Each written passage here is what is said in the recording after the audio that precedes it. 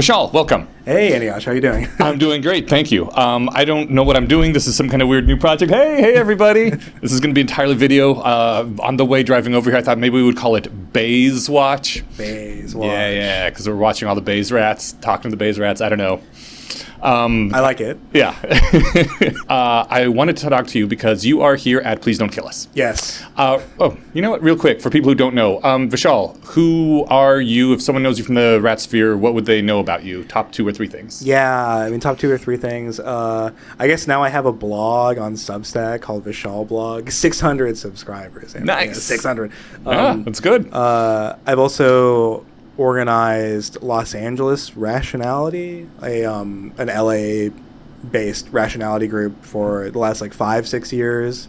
Hell yeah. So yeah, I've flown around, done hung out with a bunch of rats, but I'm a Lobby on Less Wrong. I don't really post on Less Wrong. I've read a lot of Less Wrong, but not really post there. But yeah, I think those are the 2 main things. Yeah. Excellent. Well, you are currently at Please Don't Kill Us.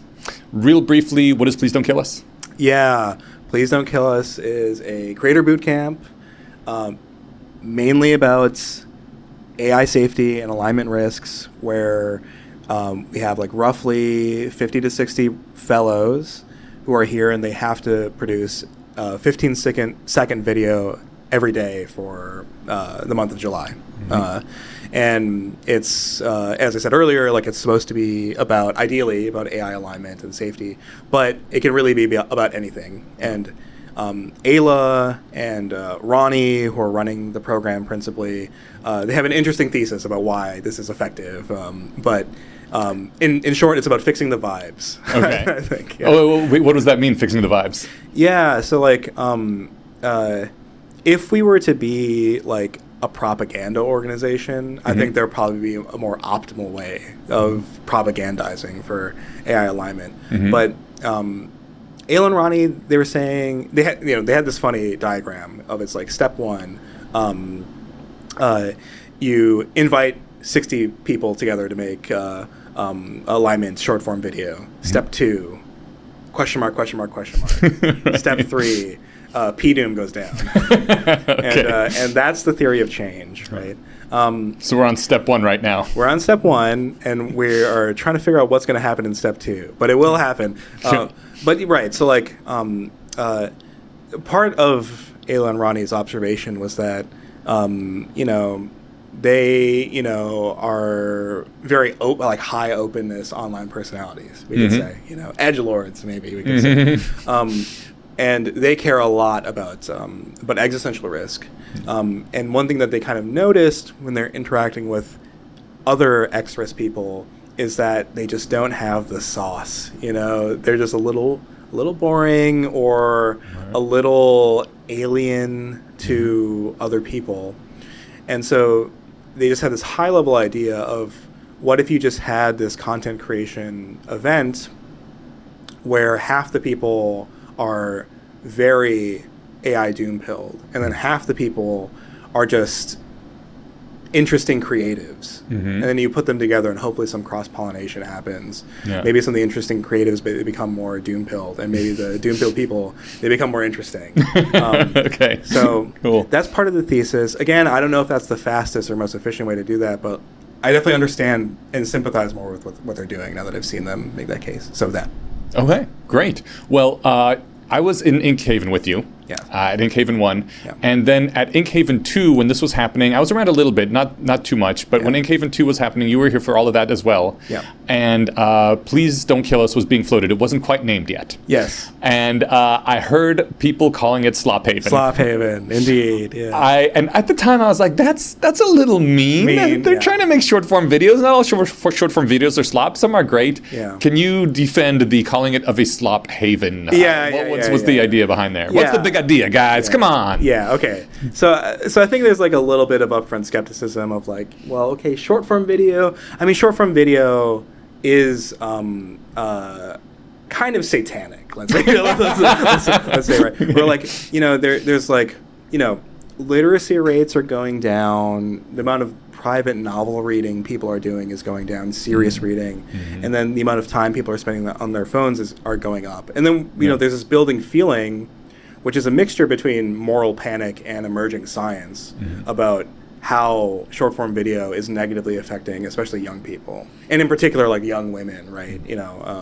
I mean, I've felt it affecting me. I got into Twitter about 2 years ago, and I was like, yeah, no big deal. I just like every now and then for fun, and it's gotten out of control. I recently deleted Twitter from my phone. Right. And that was a really good 2 weeks. Yeah. And like, I think there are fun ways to use all of these platforms, but like, there is this like dominating factor, right? Of like, it's appealing to people's really fast, system one instincts, their baser instincts, don't judge a book by its cover. That stuff is kind of going out the window, actually. If it is attractive and if it is disgusting or if it is politically enraging, maybe that's the thing to do. Now it's all cover, no book. Right. And I think the thing that rationalists care a lot about is quality of argument and honesty in this extended sense, that you really try to understand what are the generating functions for your own beliefs and really like make an account of it to yourself. And the form for doing that is kind of like a long form blog post or a meditation retreat, or or like there's all these like long mechanisms. Perhaps like a long dialogue with somebody. And especially the alignment risk arguments, they're very complicated. I mean, when I was saying this to some other people, that part of what's really hard about making the doom case to people is that just on vibes, I mean, forgetting the arguments, it seems like you need to be a very complicated type of person for the arguments to really settle in. So you need to be like a techno-optimist in a certain sense. That like, you're not with the people who think that AI is just a big pump and dump, or that it's a nothing burger and it's a big trick. You have to believe that technology is possible, but then you also have to not believe that, that therefore means everything will go very well. Right. And then you also tend to be, not have to be, but tend to be like a natural, maybe libertarian in certain ways. Like, I would say, tend to, all right. Yeah. I was thinking, why do you have to? But no, you just said tend to, not have to. Yeah. Okay. And this is a little vaguer, but I think there's something about, there's something about the way libertarians and Hayekians think about markets and how information comes to the market, which I think tends to align with how certain people think about knowledge generation. No, I don't know. This is a weak thesis. This is a weak thesis. I want to hear this. Okay. Like, you have to be a kind of unique individual to, I think, be default sympathetic to a lot of the doomer arguments on priors. Like you don't know the details, but do you vibe with the arguments? And I think there's a certain amount of like libertarian niche in your thinking about economics that tends to be one of the inputs to this proclivity. And I guess what I mean by that is like there's a certain type of maybe it's not really libertarian, but it's like certain people just have a kind of zero-sum political economic beliefs that like the reason why people are not well in the world is because people are greedy and they're hoarding it, right? They're hoarding the wealth, and what we need to do is just divide it better. And there's a certain type of person, and they tend to be, if not libertarians, they tend to have like the growth-oriented view of how markets work. And if you have that view, I think you have this sense of like, okay, there could be economies in the future that are pumping way harder than ours. There's just so much free energy that could be deployed. Do you think this is just an artifact of not understanding how economies work? Like, I think most people don't even understand how goods get from, being made out of trees and rocks into like an actual computer that's in front of you that is not, the resources that existed before humans existed.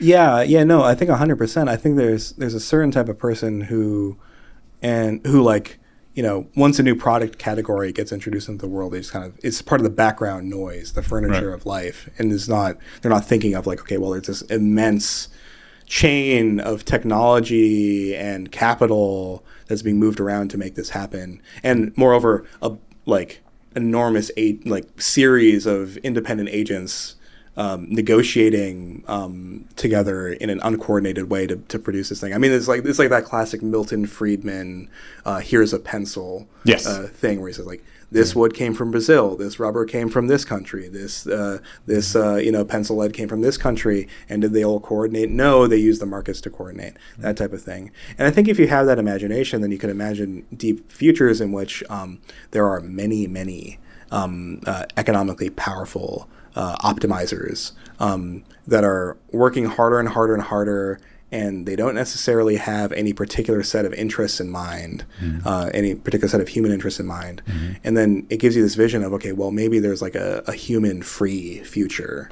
And then, so you have to have, I think, that kind of instinct, but then you also have to have this instinct of like, well, certain types of regulations are very important to stop these excesses. Yeah. So it's like, you know, if you don't have one of those things, you become an EAC or an accelerationist, right. Or you become like an AI data center water person. Right. And so there's this like very narrow strike zone, and I think the strike zone, though it is narrow, I think it is the reasoned one. I think it's the one that has the arguments that make the most sense from where we're standing right now.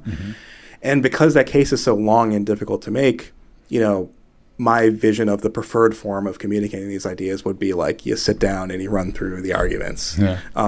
And so it's hard to, so like getting back to the top level question, why Slop Haven, I think it's like a little bit of this instinct of like, it's hard to see how you do it through short form video. Yeah. Yeah. But it's really just an affectionate joke. You know, we're in it, you know, I'm doing it and I'm the Slop Haven. I'm honestly not even sure that writing is enough to do. I think writing will get you a large part of the way there. Yeah. But I get the feeling that, I don't know, this just occurred to me recently that maybe homeownership, like everyone talks about, like the government is subsidizing homeownership by a lot and this is bad, you shouldn't do this so much. I think maybe homeownership is actually a good idea for building some economic knowledge, because once you have to maintain your own house and actually hire contractors to do something, right, and try to coordinate just a few people to do stuff, you get some idea of like why it's harder to do things in the real world. Right. And like just that small level of responsibility, I think matters. And it's something to build off of. And like once you actually try running your own business or creating something new more or less from scratch, like that is when all of a sudden you're like, oh, okay, this is a huge skill. The few people who can do this, like, they need to be channeled to the most effective places, right? Because there's not a lot of people that can do this well, right? And I don't know, it just so much more becomes clear once you do it yourself, or fail to do it yourself, as I have. That like there's a certain amount of reading that can like sort of get you there, and you're like, okay, I see the arguments, but you don't feel them until you've tried to do it yourself. I think it's like the difference between like reading about like when someone throws a ball, you take a stick and you hit it. And you're like, yeah, I could hit a ball that someone throws at me with a stick. I could do that. And then you actually try to do it like 7 or 8 times, and you're like, oh no. Yeah. You watch these like NFL receivers, and you're like, oh, well, you know, why didn't he? But then you see them in person, and you're like, oh, these are superhumans. Actually, it's crazy. No, yeah, that reminds me of like last month there was a survey. After the big DSA wins in New York and in a couple other cities, of Hassan Piker, the Twitch streamer, the DSA Twitch streamer, and it was demographic information about his popularity. DSA, for those who may not be familiar, Democratic Socialists of America? Yes, that's right, yeah. And it was just like, how popular is he with different segments of America? Because like there's all these, you know, articles in the New York Times, the New Yorker. Is Hassan Piker the Joe Rogan of the left and stuff like this? You know, desperately trying to find someone who can reach young people. Yeah. But then there was a one slice of this survey that said, if you own a house, you are 0% likely to like Hassan Piker. Nice. Okay. It just reminds me, I mean, we probably shouldn't have like boomer democracy where you have to own a home first. Yeah. But it is sometimes frustrating to hear certain types of opinions about economics. Not that I'm like, okay, like the economists know everything or whatever, or like ordinary people can't have even systematically better understanding of what's happening in academia. But it just reminds me of that that Simpsons clip of one of the old women in the town. She's at the grocery store and she's yelling at the at the boy at the cash register. I want all my groceries in one bag, and also I don't want my bag to be heavy. Right. And then this is just what most people, when they're talking about economics, like what they're doing. They're like, yeah, I don't want this to happen with inflation. I want manufacturing to come back to the United States, but I also want the dollar to be really, really strong. And these are like in almost all plausible forms of macro. Will tell you, okay, those are actually competing things. So as you said, we can't have the boomer democracy where you have to be rich and old to vote. Yeah. So we're giving the vote to everybody who's over 18. Yeah. A great big win, I think. Maybe we should even go younger, honestly, in my opinion, but that's a different episode. Yeah. But then you have to reach those people and teach them things. Right. And how is short form doing that? I want to quote you here. Okay. Yeah. Because I agree. I love the vision. I love the idea. I think this would be a good thing to do. But you quoted in this piece, this is Slop Haven, week 1. We are now halfway through Please Don't Kill Us. So it's been another week since you originally wrote this. But you said originally you felt the crusade against short form video is a moral panic.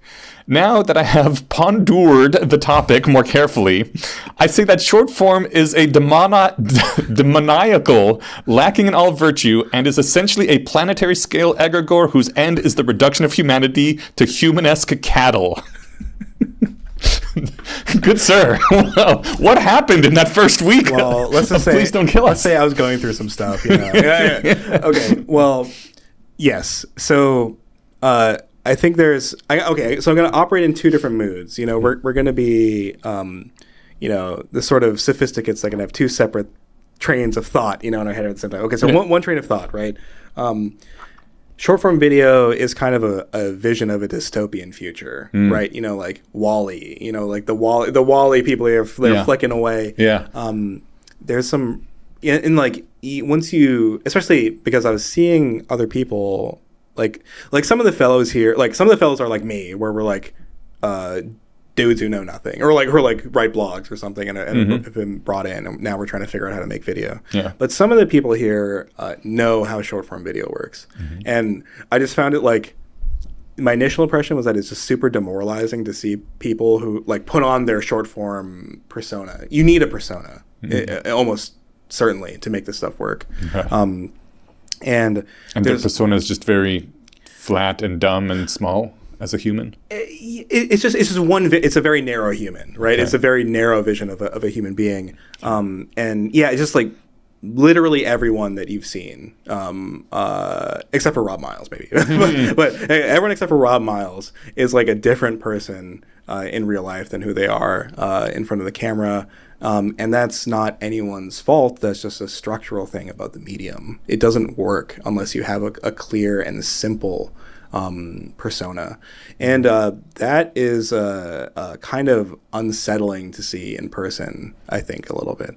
And then there's this element of... Before we do that, can you go more into unsettling to see in person? Because I know, I think you were at least one person that we both kind of know. You know much more better than I do, because you were much more in Haven 2 Conk. Really smart kid. I shouldn't say kid. Young adult. Really smart guy, though. Writes very well, the more long-form things we like. And you've been seeing him transforming himself, is trying to do short form. You seem to have some sort of revulsion at what was happening. Yeah, well, okay. I mean, Conk and I, we have these theories. We call ourselves slop mongers, slop aficionados.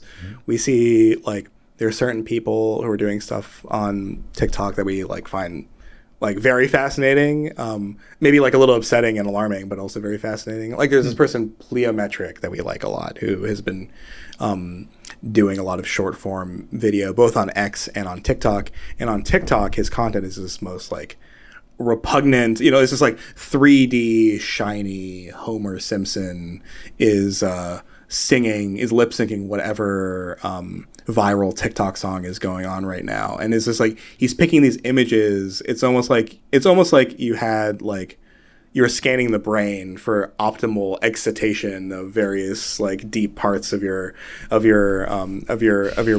neural anatomy, and you're just like excitizing them by like, okay, well, this shiny, sweaty, fat, Homer is like extra shiny and fat or whatever, and he's saying this thing, and like he just went incredibly successful, very quickly. But then on X, he like makes similar videos, but they're like this like kind of AI doomer content. So it's like his inner teaching, and so we're very fascinated by people like that who seem to understand something about how virality works. Yeah. Okay. So that's one track of it being like structural skepticism about short form.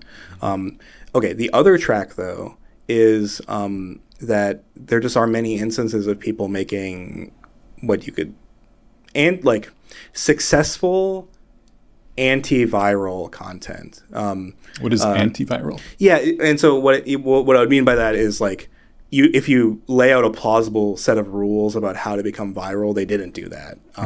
So I think a big example would be the bodybuilder Sam Sulik. So he's not short form, but he's YouTube. And he's like, so his content is like, he's just a bodybuilder. He gets really big. I mean, he's anomalous to look at because he's like incredibly young. He's like taking a lot of exogenous hormones. So maybe that's the spectacle element to it. But his actual videos are like 40-minute workout videos where he's just like speaking very neutrally into the camera. And then most of the video is just him like talking about his workouts and his thoughts while he's doing like push-pull legs, And it's like, if you look at a Mr. Beast video, it's like about like 2 cuts every second, but if you look at his videos, it's like a cut every 10 minutes. Oh, wow. So he's like, if you're to lay down the rules, okay, how do you become really successful on YouTube? You probably wouldn't say post a 40-minute vlog that has 3 cuts in it where you're talking neutrally about your workouts, and yet it works. There's something about his contract with his audience and that reliability that is nice. Similarly, okay, we have Rob Miles here. He cares very much about conveying the content of arguments to people. Yeah. And what he was saying is that, look, I mean, you drive yourself crazy if you're saying, okay, well, like, if you compare yourself to the next, viral person. But you can use these matching algorithms favorably to help you find a very niche audience. Like parts of the ideal of these matching algorithms are true. That if you just straightforwardly make your content where I am just talking about AI risk, and luckily now we no longer have 1-minute caps on videos. Like TikTok, I think, is like 3 minutes now. And 3 minutes of talking into a camera is enough to make an argument and to like show evidence and to not fearmonger. I remember I was talking with someone here. I don't remember who it was. Maybe it was Conk, talking that like just going from 60 seconds to 70 seconds made a real big difference. That like you just can't do anything in 60 seconds. Just even that, having that like 15% more time is enough to get at least one point across. And then being able to go to 80 or 90 seconds is like actually so much breathing room. And you wouldn't think it would make that much difference, but it makes a huge difference because like all you can do in a minute is like set up a vibe, shout a vibe at someone. Yeah. So those are all white pills on doing this stuff. And I think there are a couple people here who I think are successfully growing their audience, but they're doing it in a way that they find defensible, not having to make slop. But yeah, to switch back to the other track of the skepticism about the form, there is this such strong incentive to chase things that are, or to maximize for things that that fit the form but don't fit human integrity writ large. Just like rage baiting is so rewarded, right? Like having someone really, really beautiful or really, really ugly, these types of things, fear and disgust that travels really well, right? And so like a lot of the anti-AI content is right now is like, well, they're destroying all your water, that travels really far, and it's just like not materially true in a meaningful way.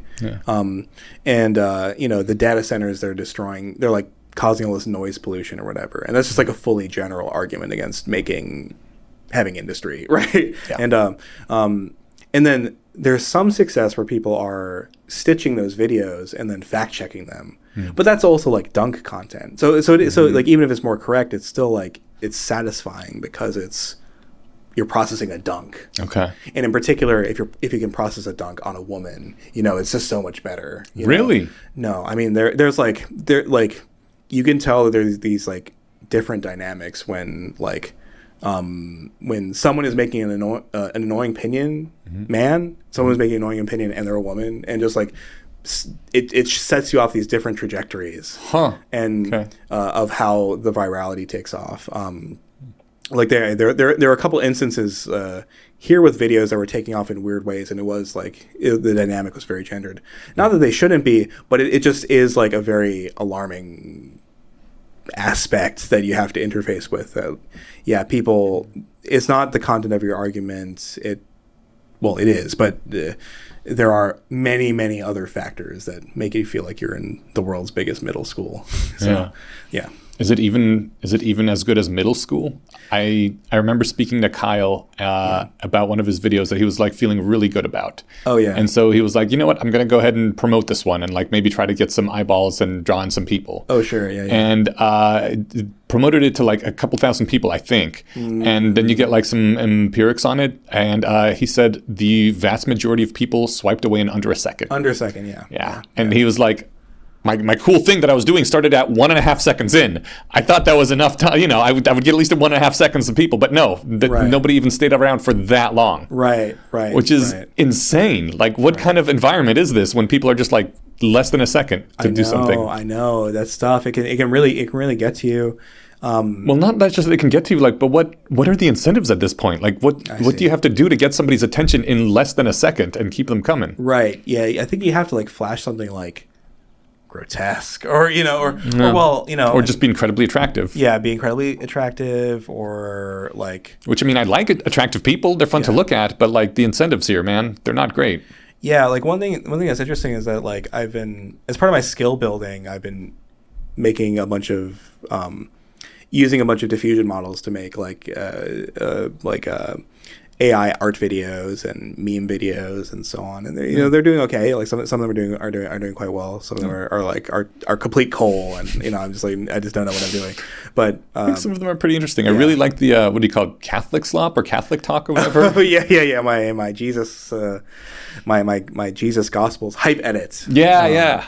You took really great art and like kind of animated it and put it to music. Yeah.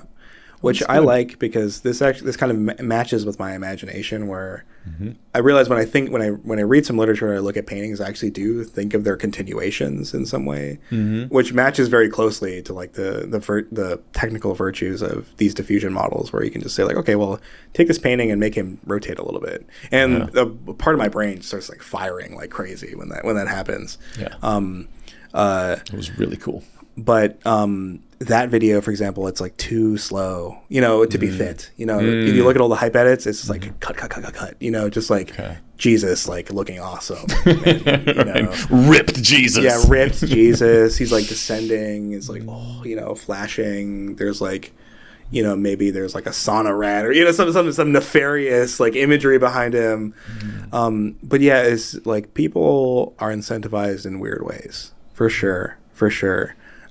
So do you feel that short form video is less of that the moral panic about it is actually justified now? That is the impression that I got out of your post. Yeah. I am not sure. I think I would probably, if we had a normal technological century, I think at this point I'd probably like not give my kids access to TikTok or something. It's just something about it. It's just something about it. Some of it's funny, but it does feel like funny in the sense of it's a race to the bottom. Like I do like TikTok shitpost humor, but but it is like sometimes too much. Sometimes too much. But yeah, as for the wider moral. Yeah, like when you say it's an egregore trying to reduce humanity to cattle. Yeah. That is pretty hard. Yeah, I mean, what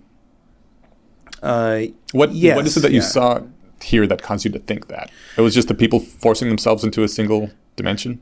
Yeah, I mean, I think it was like, yeah. So it's a part of, it's like, not to be like too like accusatory and virtuous about it, but there are kind of weird status dynamics among creators, I guess, which is like even a little bit present here. Mm-hmm. I would say, for example, doing Encaven, I felt like the structure was like very democratic, and just here when like someone's video really pops off, like the dynamics change a little bit, and it's like, and I think like in what way? Like I remember when Jen's video went huge on Hacker News. Oh yeah, that was awesome. Yeah, like we were having a party for her. Yeah.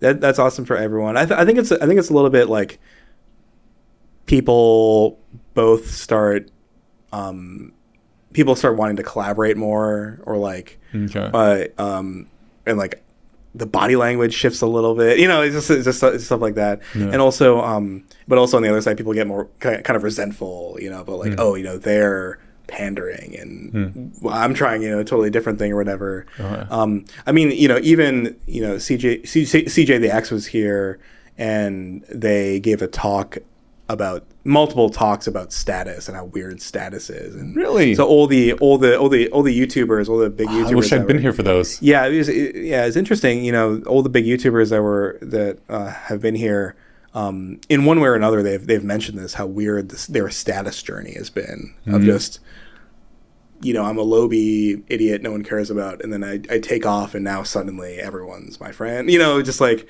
everyone's trying to get a little piece of it. And I think part of it is like, people don't know there's a little bit of mystery and a little bit of moral luck to success, and so people want to like hyperstition success into their own life by getting to more and more, getting closer to more and more creative things.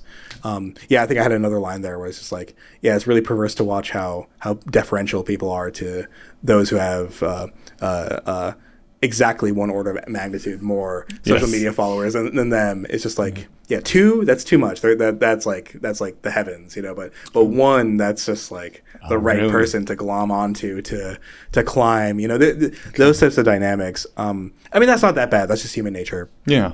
I think the part that's like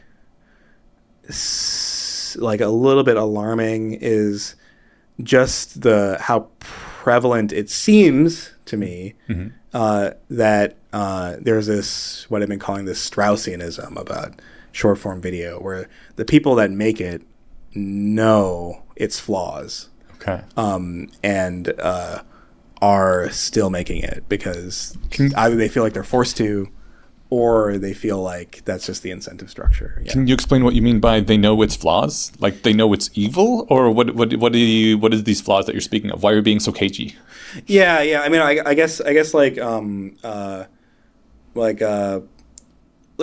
give like an anodyne example, I think many of the women who are successful content creators know that they have to appear dumber than they are.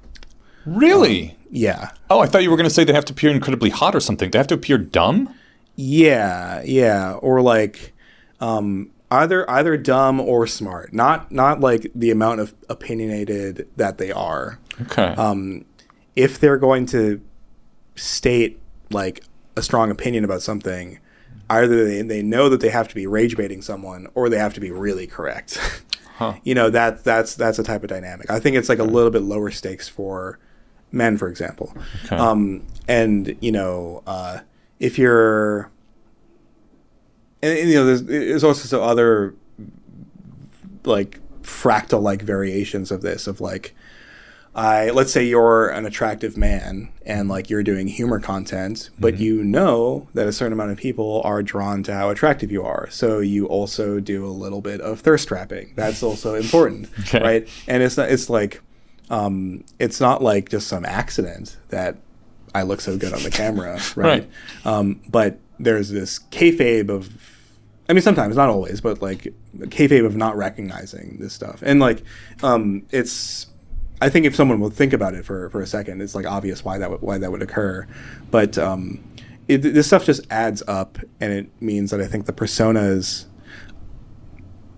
of the creators are different from what they're cultivated to be. Again, an obvious thing, but at the same time, a lot of people go to certain types of content because it's like this comfort thing. They have like a comfort character in a creator. That's how they build the so-called parasocial dynamics of like, I just love how cozy this guy is. But that person that they're presenting to you is probably a very hard-won construction. So even the like most that. cozy person in the world isn't like that all the time. Not like that all the time, and shouldn't be, and that's maybe not a surprise, but like, I mean, yeah, just like a little example from when I was an undergrad, I used to do a lot of stage acting, like a lot of Shakespeare, and I really cared about good craft. I've lost a lot of it. I have no charisma, screen charisma, stage charisma now. I'm kind of surprised. You have a fair amount of personal charisma. Oh yeah. I mean, thank you. Thank you. I guess doesn't translate to stage though. Yeah, it's like it's lacking. It needs polishing. But I cared a lot about the technical aspects of like crying, for example, and smiling and laughing. I like would build up like 8 laughs, and I noticed that the more I practiced that, the more I was doing that while I was actually laughing. And so my personal laugh got substituted out for one of these 8. Okay.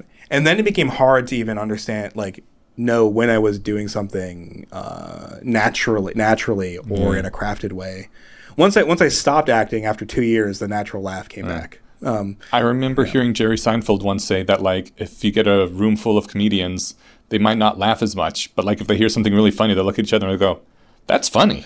Exactly. Yeah. Exactly. Right. Yeah. Because it just kind of takes over and replaces the natural. Yeah. They know that their laugh is a part of their art. It's a part of the tempo of their own joking. And so they develop this autonomous control over it.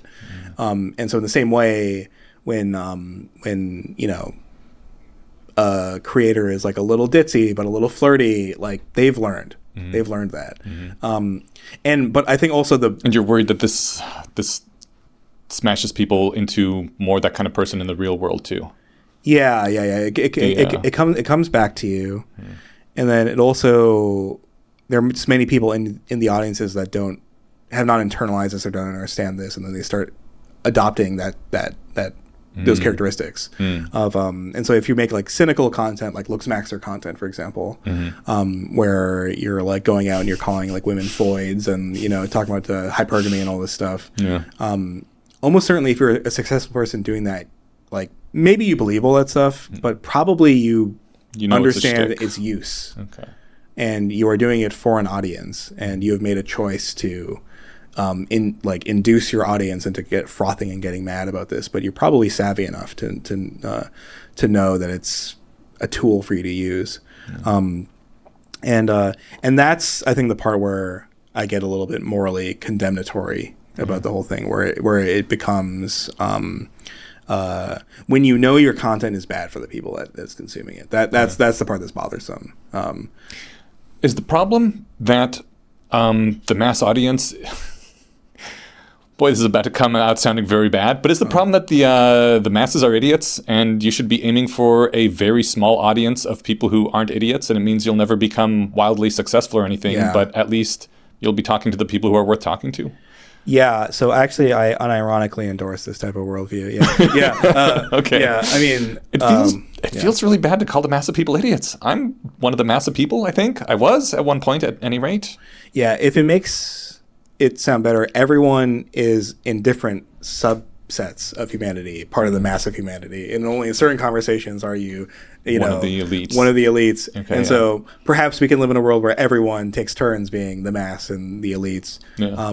But I think there is this dynamic. I mean, it reminds me, last month I was reading Machiavelli's The Prince very closely, and Machiavelli has much to tell us about the nature of political speech, including he has this really evil, really fascinating example of one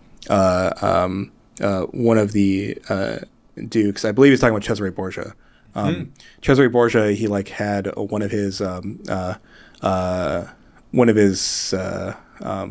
the principalities he was looking over. He had it run by this one man who was infamous, who he had him do all these infamies.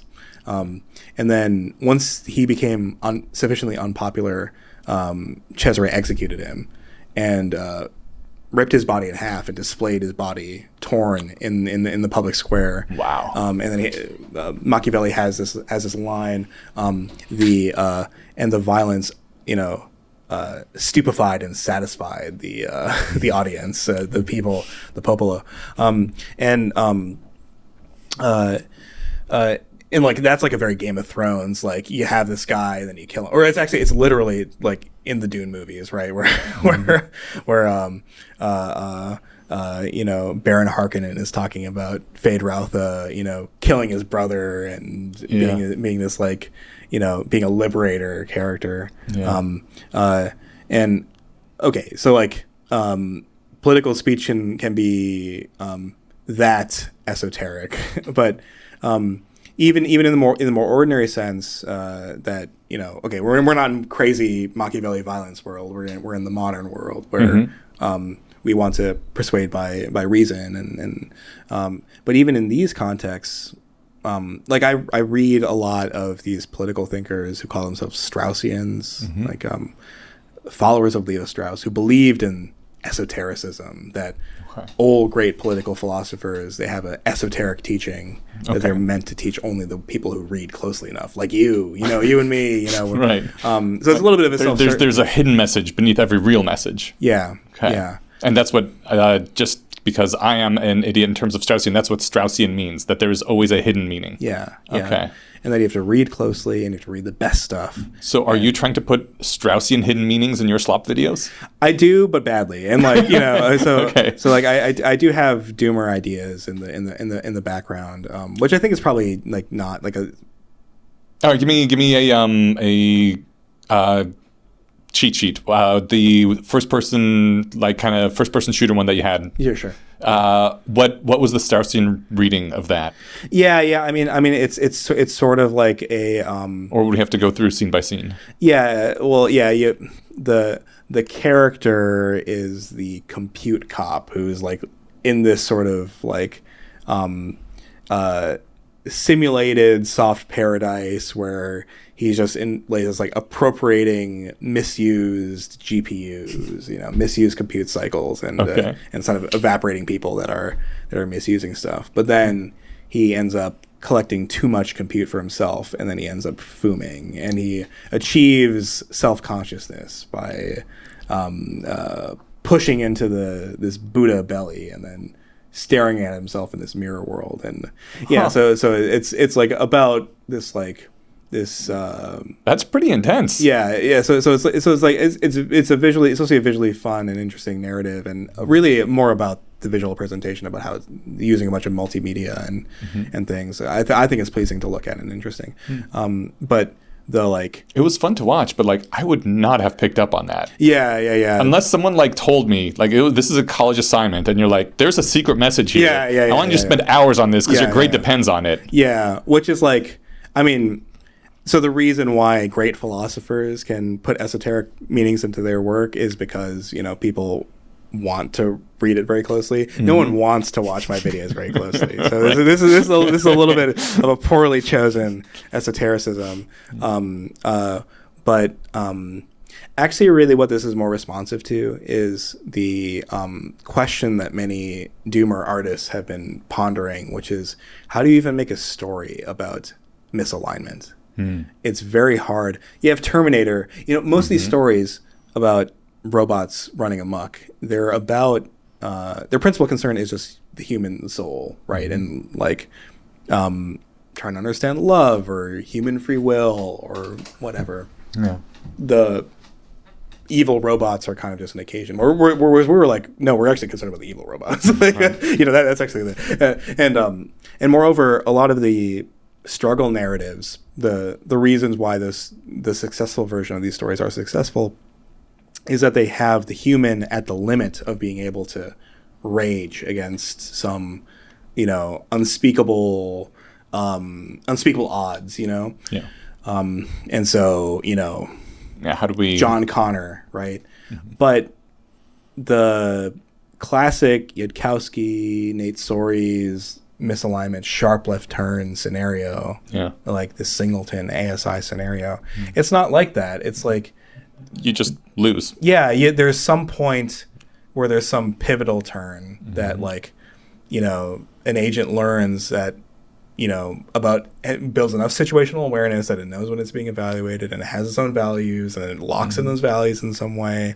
And then it just rides things out until it has enough power, and then it just like snaps humanity out of existence because it's it's invented some sort of crazy future technology. There's just no negotiating that. And so like like if you just imagine I'm reminded of a story Charles Stross told about his cat. And he was like, the cat's smart. Like, when it sees me getting the cat carrier, it knows I'm going to the vet. It has learned this. Right. So now, like, it just hears the sound of me getting the cat carrier, and it starts running away because it can, it can plan a little bit. It knows these things. But I know that it knows that it's about to hear the cat carrier. So I go and I close the cat door beforehand, lock it so that it won't open. So the cat hears the cat carrier, and it starts running. And for some reason, just this one time, the cat door malfunctioned, wouldn't open. It's trapped, and I, scoop it up into the cat carrier, and the cat's like, how did this happen? And the cat never had a chance from the beginning. Like, it just did not have the ability to foresee as far as I can foresee. And it would be that kind of same thing for humans, just extrapolated to some way that we can't understand because we're not that smart. Right. And like, once you have concerns about that, and you're trying to like push humanity to solve all these things up front as much as they can, and you're trying to find some salient narrative, it defies narrative in many cases. I think a lot of the best of those sorts of futures are kind of surrealist. I like the Origami Men for this reason. Tomas's stuff is very good about this. Tomas Bjartur. I'm working on a short story. I've written a series of short stories where I imagine myself dying. That was one. It's not super successful. I think it's pretty good. But it's like, okay, here's me imagining the like gradual disempowerment world and what that's like. Here's me imagining the like sharp left turn world and what that's like. Okay, I'm working on one right now about that's a ASI version of Sir Gawain and the Green Knight. Neat. So this is like a funny, like, I think a funny doomer story about like this story. Did you see the A21 movie? Yeah, I did. Yeah, so that one was already pretty surreal. Yeah, so like that one. Okay, so that one spends almost all of its time in a part of the narrative that the Pearl poet omits from the story, from the original poem. So the original poem is, all the knights are in Camelot, and then one day the Green Knight, this mysterious mossy knight, shows up into court challenging the Knights of Camelot to a beheading game where anyone is allowed to step forward and cut off his head. And then once his head is cut off, he's allowed to cut off their head later. And then Gawain, young Gawain says, yeah, I'll do it. And then cuts off the knight's head. And then he stands up and picks up his own head and says, okay, bet. I'll be back in a year for your... And then Gawain goes off and has some adventures. And then he tries to kind of cultivate certain values. And then towards the end of his year, he's desperately trying to figure out how to outwit the Green Knight, and he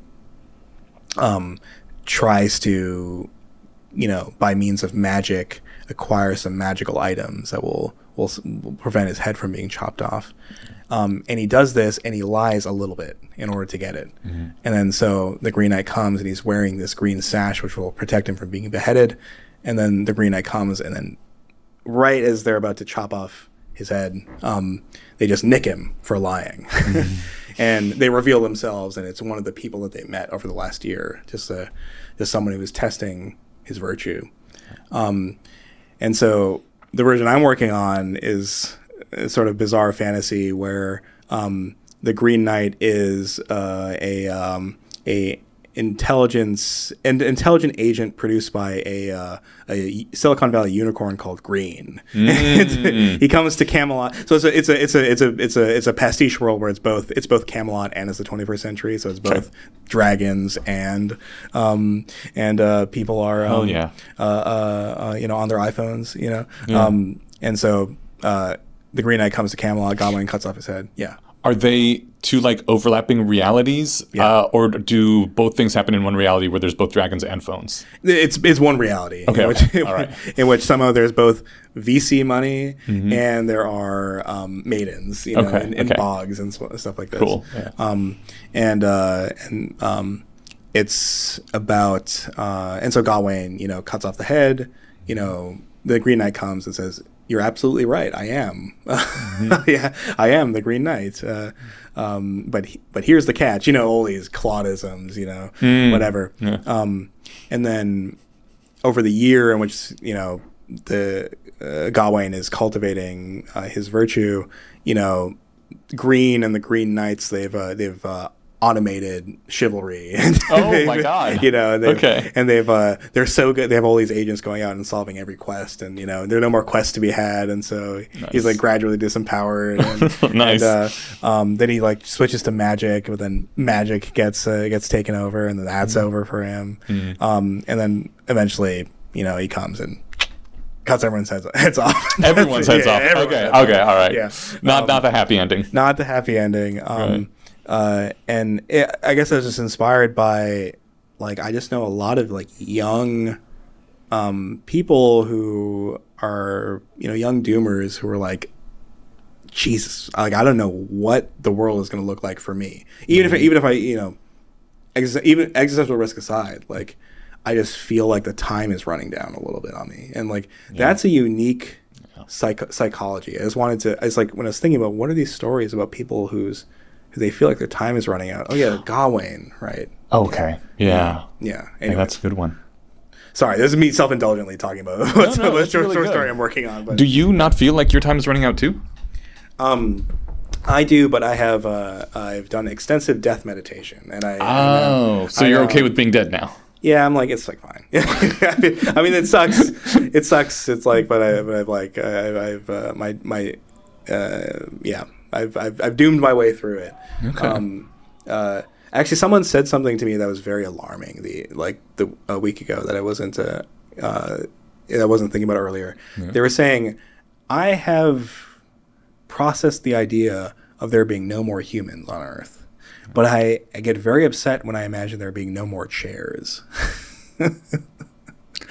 This person has a very unique relationship with chairs. I know. Yeah, it's just yeah. I mean, I think it's just a subset observation of just okay, well, human beings, they're in that melodrama, but there's no human being shaped stuff anymore. There doesn't need to be these objects, tables don't need to be this high anymore. Yeah. Mics don't need to be like this. Yeah. And just that's a little wedge to imagining what a really post-human future could look like. That I thought was fascinating, but yeah, I mean, also I'm P-Doom 25%. So I'm sure this is very different as someone who's 90. So, right. Yeah. But yeah, I mean, there are certain things where for example, I would still have kids, What does that mean to you, P-Doom 25%? Yeah, or why I came to that, or what's the kind of just even when people ask me for my P-Doom nowadays, I'm I'm not even sure exactly what to say. Yeah. I'm just some decent probability we're all gonna die in the next decade. Yeah. But what am I supposed to give a number? 30%? Am I supposed to give a time frame? 7.5 years? I don't know. It's decent, and I'm glad someone's working on it. It feels like someone asking someone in the Cold War, what do you think the chances are the two nations are going to nuke each other in the next 5 years? I don't know. More than 0. That makes me upset. Yeah. No, totally. So I think so. If you're skeptical about the Bayesian putting a probability in everything, this seems a lot I've done the calculation, and like, you know, so like, you know, a little pretentious, but what I take it to be is just like, it's a nice like way of like consolidating, giving you in one line some flavor of what your mental models are. And so really it's like, this is like the conversation starter for your mental model. Okay. And so like roughly, so not like an almost certainly, I'm more of like it's a pretty big risk. Yeah. Or just like, what do I like? Yeah. Cause I think, okay. One reason why I think it's useful to have, if you're thinking about existential risk, is that I think there's this big gap between, explanatory belief, so to speak. Mm-hmm. I'll use the idea like explanatory belief versus your like in practice belief. Mm-hmm. Like Liron Shapira, for example, host of Doom debates. I think his P-Doom formally is like above 90% or something. Huh. But he says all the time, even though I'm debating this stuff all the time and I'm trying to get people to think about this more, even I have these many moments where in my body I just don't believe that like extinction could be coming. I believe it here, but like there's like I like am thinking about a vacation 10 years from now or something, and it's like, oh, that's actually not compatible with what I'm thinking of how the world goes. And so I think it's useful to peg a number to be like, okay, well, that's where I think the sum of all my thinking, you know, humans don't exist given AGI by 2040, you know, something like that. Mm-hmm. Even, like that seems to be like 40%. That seems to be like 20% or whatever. Okay. That might be useful because it might be like, okay, well, part of what I'm not, there's this difference in my behavioral beliefs and my actual beliefs that are endorsed. Yeah. The other, okay, so but the actual broader, more contentful thing of like, why is it like 25 roughly? So it used to be that I took very seriously two types of arguments. So one was the classical Yudkowsky, Nate Sory's like sharp left turn, singleton vision of alignment gone wrong, and then another one was a more recent frame about gradual disempowerment, which I take to be the thesis that we roughly have a lot of monopole aligned agents, in that we can get super intelligent agents to like roughly have an individual's interest in mind, but we have so many of them deployed in some way that there's multipolar misalignment. So, for example, like artificial intelligent agents are the best portfolio managers, the best CEOs, the best white-collar workers of all type, and then a bunch of, you know, great roboticists that end up replacing human labor. So in that world, even if every individual agent has the best interest of some human in mind, it's still a situation where the human wage value is going to zero. Yeah. And so in that world, all right. Yeah. Sorry. But what if it doesn't matter that the wage value is going to zero? Because you have everything you need to survive anyway, and everything you need to flourish even. Yeah. So I think part of the concern is that, in my view, the great march from like Magna Carta on the nature of our rights, I think it proceeds from our wages having some value. So like, you know, when you have feudal world of kings and peasants, each marginal peasant has like quite small marginal wage value. They're very highly substitutable. Eventually, you know, you get things like Magna Carta because these kings need to rely on their lords, who are the actual people that are able to assemble armies and collect taxes and so on. And so because of that, there's a wider base of value. Those aristocrats, those princes and cousins and of kings and all these people, they have some value that the king alone can't preserve, and so they are reserve some rights. And then, you know, as technology progresses, the people on the bottom, you know, their wage value goes up and up and up, and like they can suddenly become more assertive. And so this is like a kind of a broad, functional view of the nature of rights in capitalist democracy. I view democracy as being a product of factors like this. I mean, it's kind of like the nature of rights in any place where there isn't a God.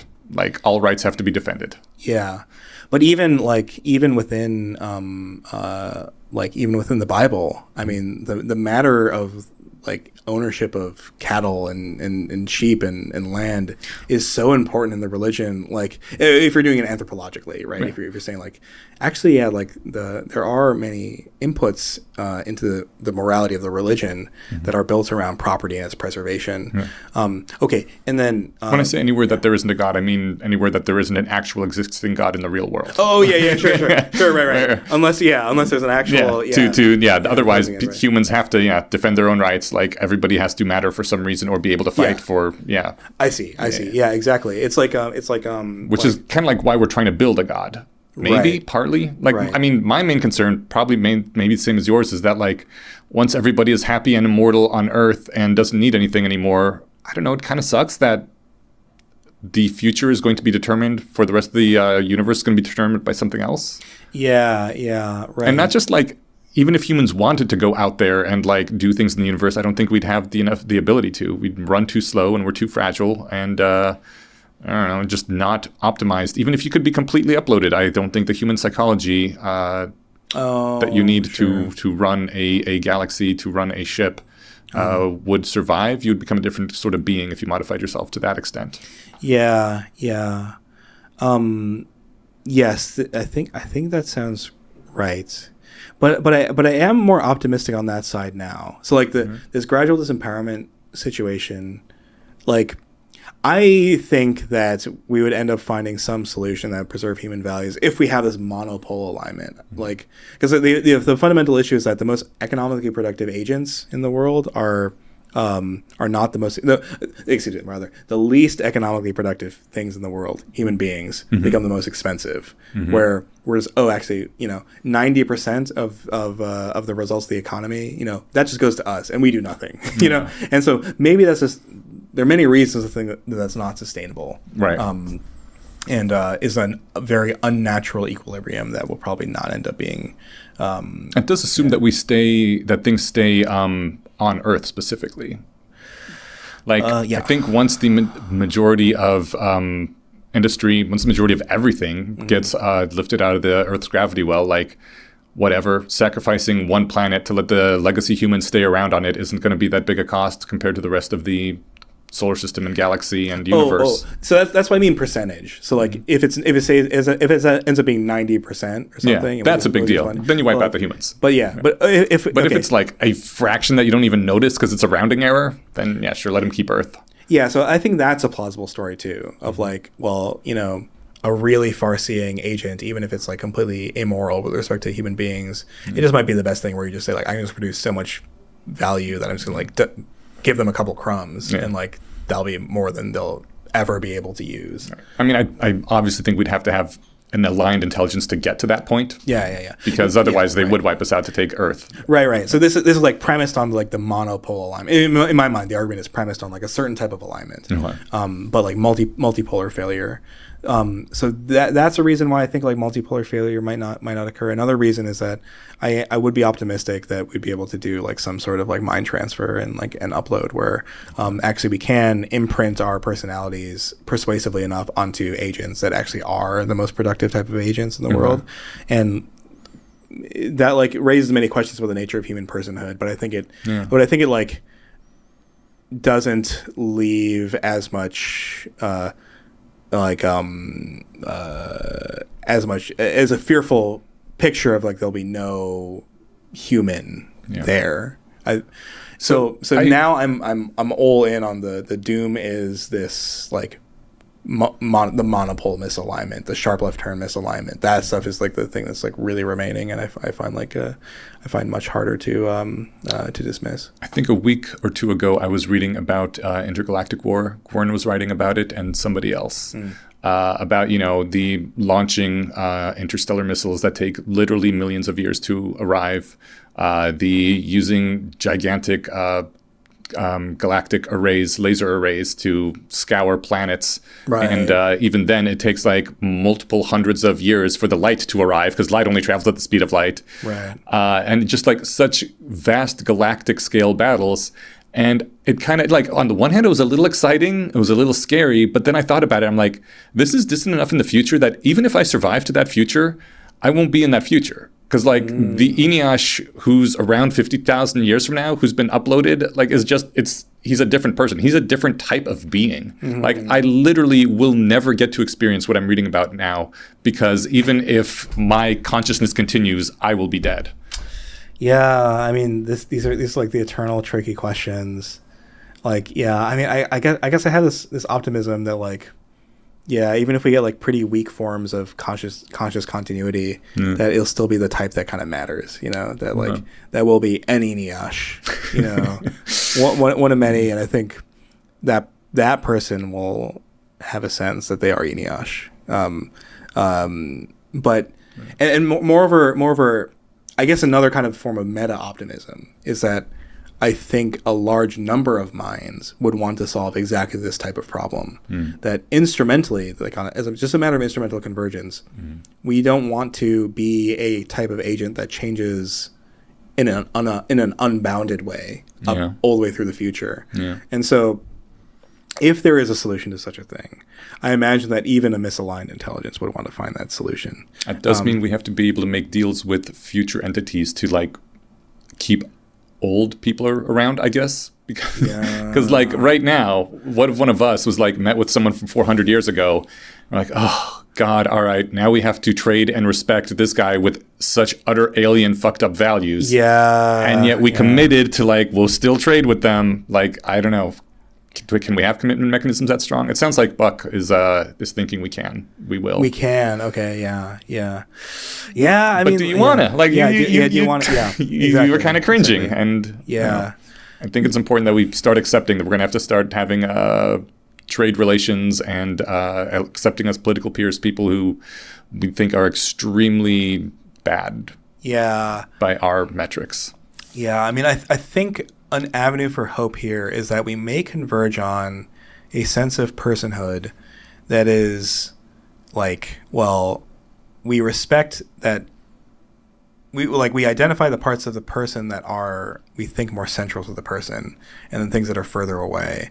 And so hopefully many will converge on, well, I don't want to be, we all observe old people just calcifying in their thinking.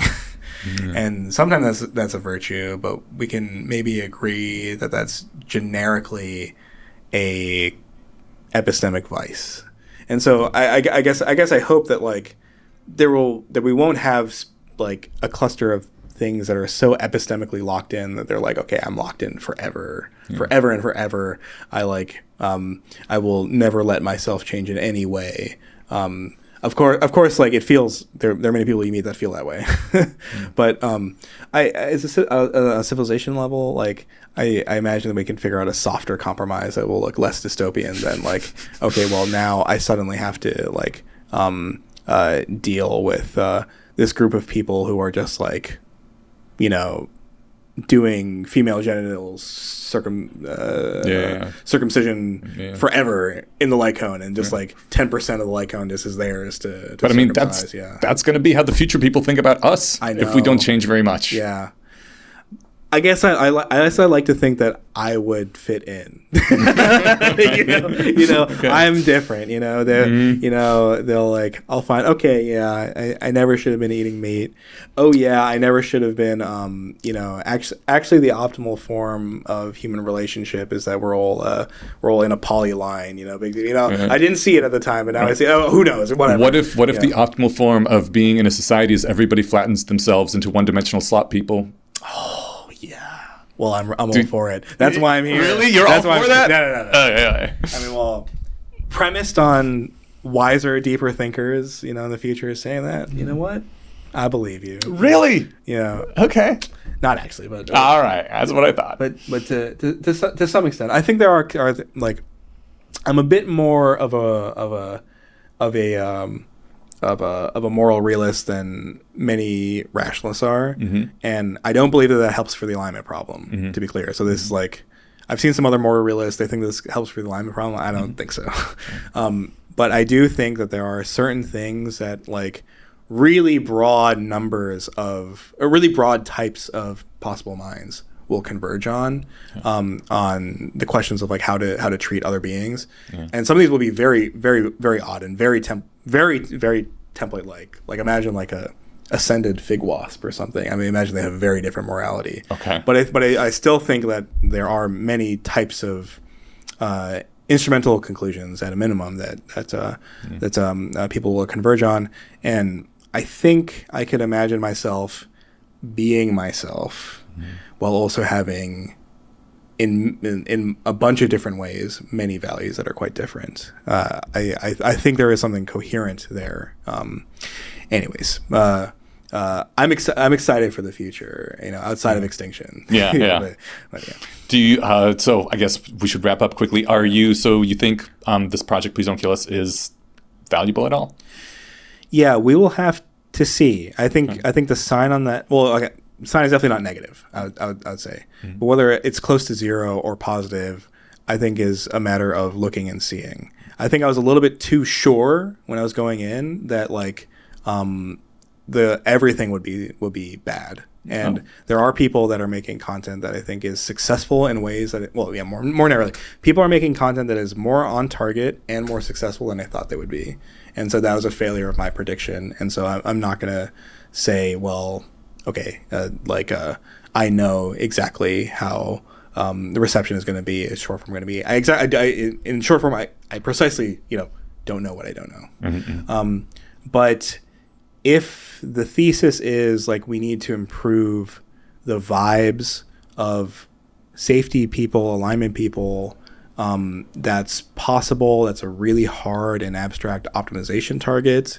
And there's probably better ways to do it. I do want to say, okay, the reason why I applied and the reason why I like this thing is I think, and this is the point I want to make. Yeah, this is the point I want to make before we close. This model of producing something once a day, every day for a month I think is a great one. I think this is like an extraordinary model. I think Lighthaven is an extraordinary institution. I think they've discovered something very correct here. A lot of people came off from Inkhaven being like, whoa, everyone should be living this way. I wish all of my months were like this. I wish I was doing 12 of these a year, where we're coming together and doing a month-long project with people that were doing independent projects, and we're all being crazy about it, and we're all living like in this campus-like environment. And my hedonic baseline has like risen enormously. My sense of what life could be has risen enormously. And my desire to be productive and interface with people and actually show people things and make things for people has increased enormously. And that I think is extremely valuable. I think there's a lot to be said that any creative movement has to be a social movement, a scene. There has to be a lot of interpollination and just meeting other people in real life. And I think maybe that's one of the reasons we have had not very many of those lately. Yes. Yeah. I wrote a piece about this on my side blog, my theory about scenes and taste formation.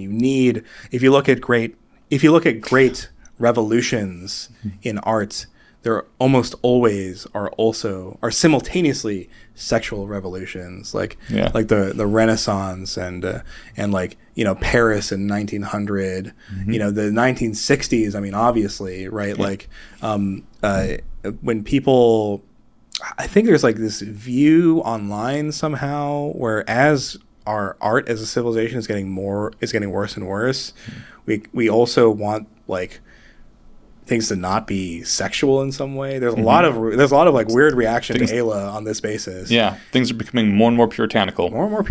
And like, first of all, why? I mean, like, that's I don't know. That's silly. The human soul is being sucked out of us through our phones. Yeah, something is happening. I don't know. Some weird mojo. Our mojo is being pulled out of us.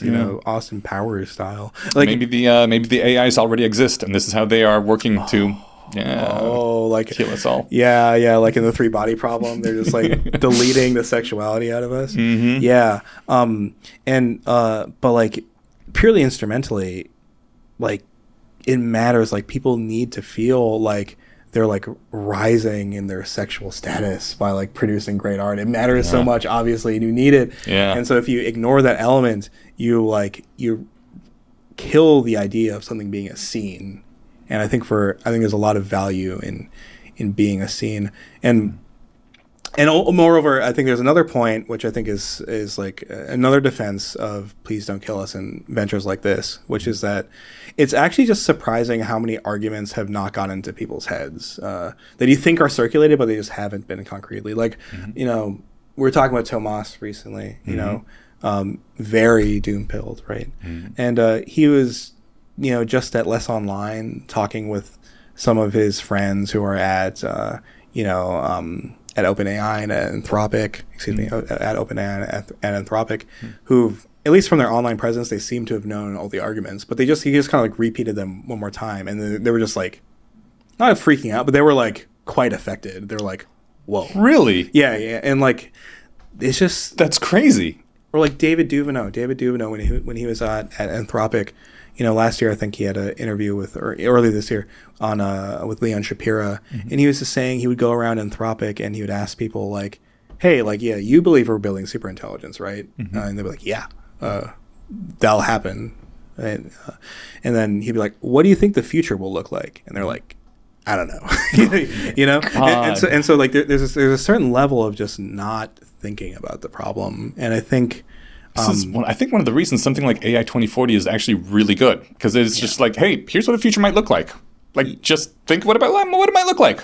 Yeah, and if you read this and you're like, no way, at least you're refining some model. Yeah, and it's quite surprising how many people don't have this. So, I think vibes are important too.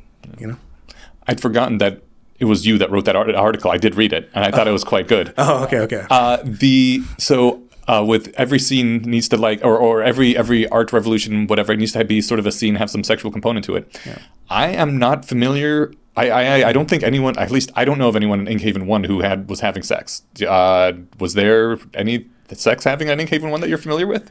I had sex with 2 women at Inkhaven 2. Oh, nice! Yeah. And the seeds for that were laid at Inkhaven 1. Excellent. I think Inkhaven 2 was like people popped off a little bit more. Okay. But shit, I should have been in Inkhaven 2. Should have been in Inkhaven 2.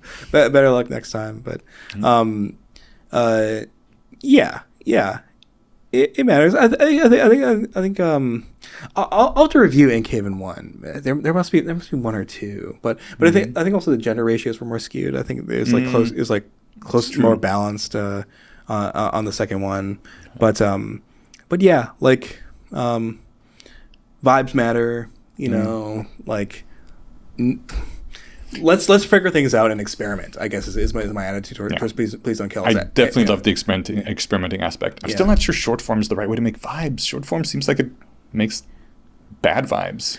Yeah. I think I'm comfortable with that thesis too. I mean, I was kind of joking about this in one of these blog posts. I was like, if the target is to improve vibes, like maybe we just like take 25 doomers and then 25 surfers, and then they just like hang out in the house for a month. Yeah, maybe that's going to improve the vibes. Or like if that's the actual optimization target, there's a lot of ways to do it. Actually, in particular, I think much more comfortable with like YouTube and like video essays. Like Rob Miles' content is so good. To me, unimpeachable. Like it's all there. Yeah. It's like the right length. It like kicks off good discourse, and he's got such a soothing voice. Yeah, and like great. Rob Miles, big white pill. I think maybe a like, I don't know how you do it, but like a YouTube haven, I think will be good. You know what we need? Did you see that video essay? Speaking of video essays, the girl talking about how we need to airdrop 50,000 art hose into the Silicon Valley. Exactly. Yes. Yeah. Yeah, we're gonna need some of those to be male art hose because there's some women programmers out there too. I know. I mean, like, I'm just saying, hit me up. I would love to see a couple more male art hos around here. To be quite honest, to be fair, I think I've met at least one male art ho, which is good job. That guy, landing that gig. It's pretty cool. Yeah, I guess I'm also interested, like talking to some of the Zoomers here, because the ages for Please Don't Kill Us is very young. I am an unk. I'm like a true unk here. I was only half unk, I think, the last time, but now I'm real unk this time. Yeah. Might be the oldest person here. No, isn't there like some dude with white hair? Looked to be in his 60s. I am blanking. I think I'm very close to the top. Okay. At 33, you know. It's actually quite surprising how many people. Okay, one thing, people are accusing us online, the fellows, of not being doomers, and we're all just like having fun or whatever, and going to nefarious Ayla orgies or something. Right. First of all, there hasn't been any orgies. Damn it! You guys got to try harder. What happened to all this? Yeah. And second of all, a surprising amount of people are doomers, and like especially like a number of the people that are visiting and already have their own platforms are like, I tried to talk about doom and my audiences wasn't having any of it. But like hearing how people started thinking about existential risk is actually like very surprising vectors, and so I think there's just like. I think it is an open question whether or not like mass communication about doom could work, because it is I mean, I know so many like young graduates who are just like getting into this like horrible hiring market, right? And like the high salience thing is that technological automation is driving that. So, like, you know, are those people going to get it? I think they'll get it. So it could be right. I say, so even at the end of this program, I don't think the hypothesis that Ayla and Ronnie have been testing will be fully tested, because we were talking about this a little bit before the podcast. I think the cycle for building an audience on short form is longer than a month in itself. Yeah, that wasn't the case for Inkhaven. I think I got very fractal like and continuous growth at like every level. It was really crazy how many readers I picked up in 1 month, and paying readers too, just posting every day. Yeah. And not at all surprising how pretty much all the paying readers went away when I stopped posting for 4 months. Yeah. Right. And I think like the grind for substacking and blogging in general, I think is like very like continuously rewarding. And very self-similar, but I don't think that's the case for short form. I think you break through, and then you break through, and then you break through, and it's just unlikely for that to happen to anyone in a month. Yeah. Like unfortunately, I think like the minimum plausible time to test a thesis about short form mass communication is like 3 months. Okay. But we'll see. I'm like, at a minimum, I'm glad that Ayla and Ronnie have put some testing on it, because it is an interesting idea. Yeah. I mean, sometimes you can just do things. You can just test hypotheses. Sometimes you can just test stuff, and in any case, like, I don't know, guys, we're not doing evil. We're making videos, and we're getting a lunch. I think that's okay. Despite our best efforts, still no orgies. I mean. Maybe they'll figure it out. Kids these days, just no initiative anymore. Yeah. They're too busy on the short form. I mean, it's our own fault, right? They're too busy on the phone. You knew it was going to happen. Rots the brains. Yeah. The long-term planning required to put together the orgy, which is actually significant. I've met some people who do this organizing. It is weeks of preparation for some of these. I know. Yep. All right, cool. All right, well, it was lovely chatting. This was supposed to be like a 20-minute little test video. I don't know how long we've gone on, but this was great. So feel free to use all or none of it. Oh, I'm just going to use all of it. Okay. I'm not editing this. I don't got time for that. Okay. Yeah, sounds good. Cool. Thank you. All right, thank you.